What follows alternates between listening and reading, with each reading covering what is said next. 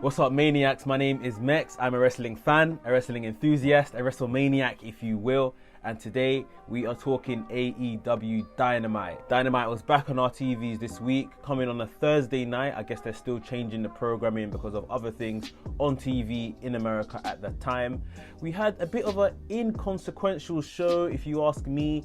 Not much happened, but there was a big story coming out, and we're gonna get straight onto that once the video starts. So if you want to hear what that was, stay tuned. Right here at WrestleManiac UK, I discuss everything that is WWE and AEW. So if this sounds like the place for you, make sure you click the subscribe button and make sure you hit the notification bell so that you get notified every time I drop a new video. Ladies and gentlemen, without further ado, let's get into the review. So the show was going to start with a four-way tag team gauntlet match. In the ring, we already had the Young Bucks and QT Marshall and Dustin Rhodes. But Chris Jericho was yet to make his entrance. Chris Jericho was going to be on commentary for this match.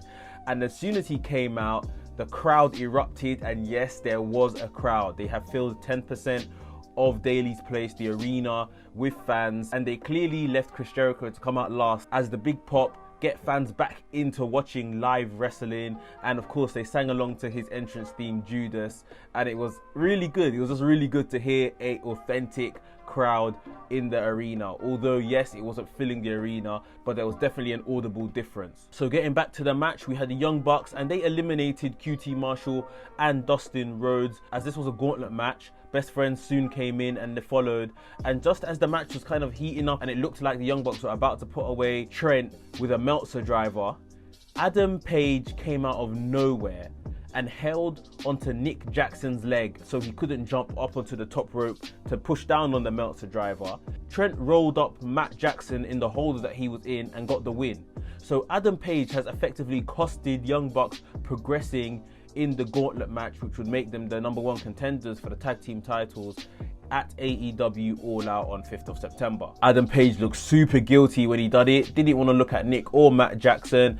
His eyes were really dark and sunken. I don't know if they were trying to portray he was drunk or he had been crying, one or the other, but he looked super upset, super guilty with himself, and we were going to see later on in the night the consequence for his actions. FTR then came out and they wrestled with Best Friends. They attacked them before the bell began and FTR more or less dominated the match. Dax Harwood put a submission on Chucky T and Chucky T tapped out. FTR are going to All Out to face Adam Page and Kenny Omega for the tag team championships. They're doing their utmost to keep FTR and Young Bucks away from each other. They're not giving us that match just yet, hence why I guess Adam Page got involved here. But I think FTR really should be picking these tag team championships up at All Out. Kenny Omega and Page need to spiral off into the main event scene, in my opinion, and FTR need to lead the tag team division. So can't wait to see that match. It's going to be a good one regardless. But yeah, Adam Page getting involved here, man. Not a good look. Not a good look at all. Next up, we had Lance Archer basically squash Sean Maluta on his AEW debut. Lance Archer is now building some momentum towards the Casino Battle Royale that will happen at All Out. Again, this is someone that needs to be in the main event scene, has really just been dwindling since his debut, since he lost to Cody for the TNT Championship. He hasn't done much at all. Team Taz then came out to basically tell him that, you know, you are as good as you say you are, but you're not going to win. Someone in Team Taz is going to win, that being either Ricky Starks or the FTW champion Brian Cage. And more or less as soon as they got into the ring, Darby Allin came out of nowhere on his skateboard and came to have a fight with Ricky Starks. I think they're yet to announce Ricky Starks versus Darby Allin on the pay-per-view. Neither of those guys should probably be in the Battle Royal. They need a match of their own and it will be a bloody good match, so I definitely want them to get that. But Brian Cage, Lance Archer, two real good contenders that could win the Casino Battle Royale. We shall see on the night. But yeah, definitely want to see those big men going at it. Next up, we had MJF in the ring. He was getting ready for the contract signing. John Moxley came down, massive ovation. It's just great to hear fans, natural, real audiences back again in wrestling. Jon Moxley took to the ring, and if I have one criticism for this segment, it lasted a bit too long. MJF went on for ages and ages and ages talking about Jon Moxley, comparing him to certain things, comparing his influences and MJF's influences in wrestling. It just went on far too long in my opinion. But the main thing to take away from here is Jon Moxley agreed to not use his finisher, the paradigm shift, in their championship match at All Out. He signed the contract, he agreed to do it, and MJF's camp were really happy with that decision. However, they didn't read the small print. Apparently Jon Moxley added an extra page into the contract which said that Jon Moxley will take on MJF's lawyer next week on Dynamite, and the paradigm shift is completely legal. So Moxley having a bit of a tune-up match before his match at All Out. I guess that's going to be as good as a squash. But yeah, a decent segment, probably lasted too long without any real physicality to round it off, as these contract signings usually do have. Right guys, before we get onto a backstage segment between Adam Page and the Young Bucks, if you're enjoying this review, hit the thumbs up button, give us a like. We thoroughly appreciate it here at WrestleManiac UK, and it does great things for this channel, so hit the thumbs up button. So backstage, the Young Bucks had found where Adam Page was. I don't think it was hard to find him. He was in his little bar area, and they were basically asking him, why did you do that? You've costed us the match. Adam Page, I don't think he had anything to say for himself. He was still looking very guilty, sunken eyes, very dark around the eyelids, looking like he's been crying or he was drunk, one or the other. And the Young Bucks were not happy with him at all. Matt Jackson took Adam Page's drink out of his hand and threw it at him. So that shows the level of frustration he was at. And the segment ended with them kicking him out of the Elite officially. Now, yes, some months back, I think before this new year happened, Adam Page said that I'm leaving the Elite. He didn't think he was good enough. He wanted to kind of carve his own way in wrestling. But now he's been fully ejected from the Elite. And it's going to be very interesting to see what happens now. Are we going to get a Page heel turn? Is he going to go fully psycho? Is he going to be more pally and friends with the FTR guys? And what kind of wedge is this going to drive between him and Omega? Omega was completely absent from the show this week. So I guess maybe next week when he comes back, we may see something between Page and Omega, especially going into their tag team championship match. You guys put down below in the comments, what do you think the future is between Page and Omega and the Young Bucks? Is this the end of the Elite as a whole? We had some 8-man tag team action. Lucha Bros and Butcher and Blade took on Sonny Kiss, Joey Janela, Griff Garrison and Brian Pillman Jr. Of course, Lucha Bros and Butcher and Blade were escorted to the ring by Eddie Kingston. We still don't know his real motives, but there's definitely some type of manipulation going on here. There was a lot of good fast-paced action here. Joey Janela and Sonny Kiss showing some great tag team work. We saw Pentagon Jr. deliver a package pile driver on the apron, which was really tough to watch. I think that was even after Joey Janela delivered a Death Valley driver on the apron. So a really physical match, but in the end, Lucha Bros and Butcher and Blade got the win. And Eddie Kingston cut a promo after the match saying, look, all of us are going to be in the Battle Royale at All Out, and one of us is going to win, nobody else. So Eddie Kingston entering himself in the Battle Royal, and I guess those men from the tag team are going to enter as singles competitors into the Battle Royal as well. The Dark Order came out to celebrate the Exalted One, Brody Lee's TNT Championship win.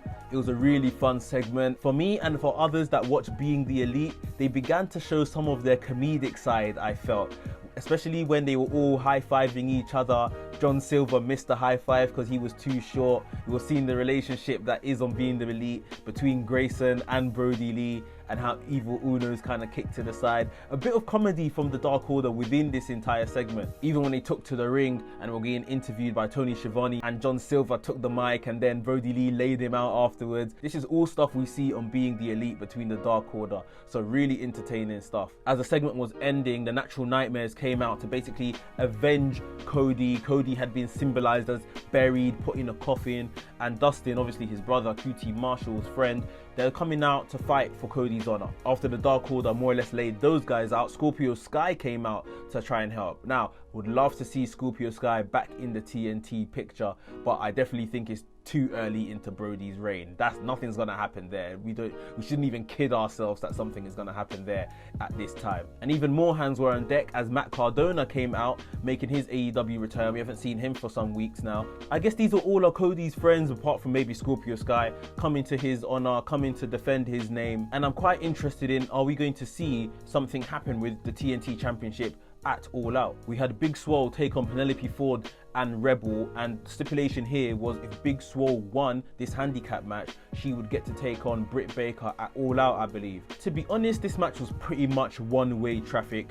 Rebel was still kind of selling that she's getting back into wrestling. She wasn't quite comfortable in the ring yet, and I expected her to take the pin here, but Big Swole actually pinned Penelope Ford, which I don't think makes for good reading. I know they are still invested in Penelope Ford, but I did think that Rebel would be the one to take the pin here.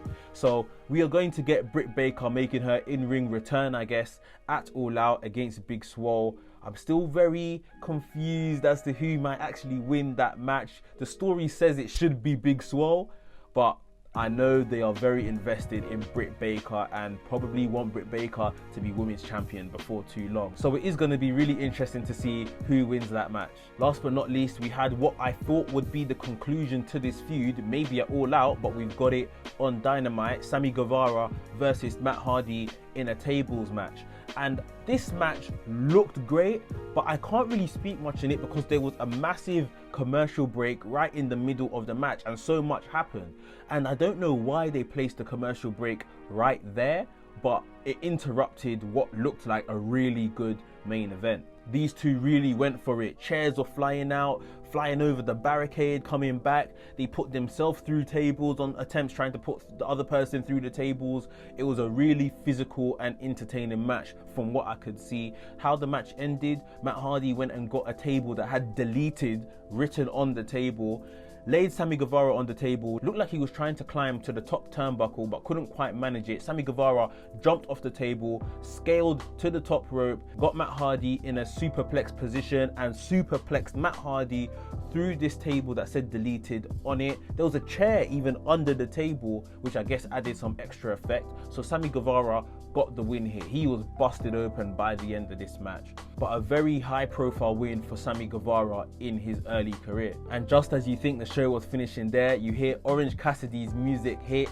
He made a beeline from the entranceway straight to Chris Jericho on commentary, dived over the commentary table and attacked Chris Jericho. They eventually made their way to the middle of the entranceway, still scrapping, still going at it. Remember guys, they're having a Mimosa Mayhem match at All Out, 5th of September. Can't wait to see what that is gonna look like. So yeah guys, that was my AEW review.